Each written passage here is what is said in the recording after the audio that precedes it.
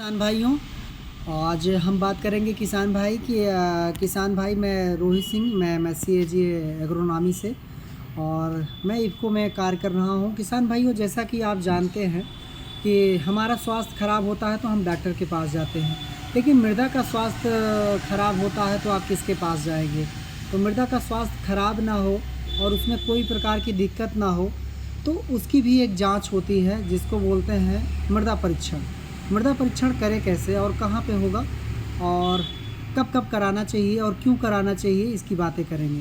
देखिए, साल में 2 साल में कम से कम एक बार हर किसान को अपने मृदा का परीक्षण अवश्य कराना चाहिए। 2 साल में तो एक बार ज़रूर करा देना चाहिए। क्यों कराना चाहिए?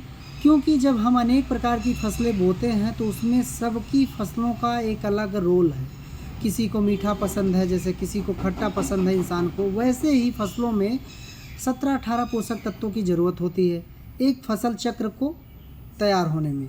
तो कहीं पे नाइट्रोजन की कमी है, कहीं फास्फोरस की कमी है, कहीं पोटास की कमी है, लेकिन हमारे किसान भाई एक ही तत्व ज़्यादा डालते हैं, वो यूरिया ज़्यादा डालते हैं तो कीट पतंग ज़्यादा आते हैं, और कीट पतंग ज़्यादा आते हैं और गिरने की समस्या उसमें ज़्यादा बढ़ जाती है।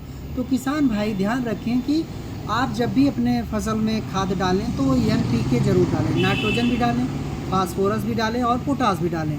उसके बाद कुछ हमारे सूक्ष्म पोषक तत्व हैं जो जिंक है, कैल्शियम है, सल्फ़र है, बोरान है, मैग्नीज है, मैग्नीशियम है, मोलिब्डेनम है और कॉपर है, फेरस है, और ऐसे सूक्ष्म पोषक तत्वों का समावेश बोरान है नहीं करते हैं तो उनकी फसलों में क्या होता है कि वो फसलें जो लाइफ चक्र उनका जीवन चक्र है वो अच्छे से संपूर्ण रूप से नहीं होता है। तो हम बात करते हैं कि आप संतुलित खाद का प्रयोग करिए, मतलब बैलेंस फर्टिलाइज़र का प्रयोग करिए अपनी फसलों में। सब फसलों का एक अलग अलग मानक है, तो उस मानक को हम जानेंगे कैसे? तो उस मानक को जानने के लिए इफ़को देता है आपको फ्री में मिट्टी परीक्षण का एक अवसर। आप उस अवसर को मत जाने दीजिए। आप मृदा को अपने खेत से खोद कर निकाल कर 5 स्थानों से मृदा को लेना है। 1 एकड़ का अगर आपका खेत है तो उसमें 4 कोने से 1, 2, 3, 4 और एक बीच से 4 कोनों से लीजिए और एक बीच से लेकर चारों मिट्टी 5 मिट्टी इकट्ठा मिला लीजिए और मिलाने के बाद उसको एकदम बारीक कर लीजिए। बारीक करने के बाद उसको 4 भाग में बांटिए और 2 भाग उसको इकट्ठा करिए, 2 बाहर फेंक दीजिए। ये प्रक्रिया तब तक अपनाएंगे जब तक आपकी मिट्टी 300-400 ग्राम न बच जाए।